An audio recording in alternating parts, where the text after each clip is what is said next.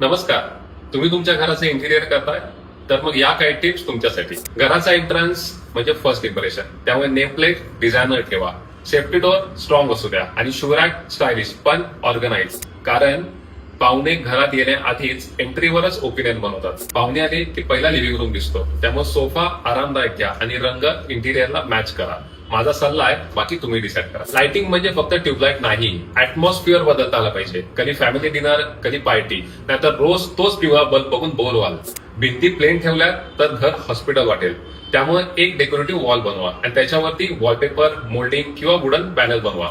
Dining area म्हणजे फक्त खाण्याचा स्पॉट नाही, एक फॅमिली टाइम आहे. त्यामुळे एक सुंदर डायनिंग टेबल घ्या, म्हणजे रोजचं जेवण स्पेशल वाटेल. बेडरूम म्हटलं की बेड तर आलाच, पण त्यासोबत रोजचं सामान ठेवायला एक छोटा साईड टेबल घ्या. आणि हो, तुमच्या वाईफसाठी एक सुंदर ड्रेसिंग टेबल आणि वॉर्डरोब डिझाईन करा. घर सुंदर दिसायला हवं, भरलेलं नको.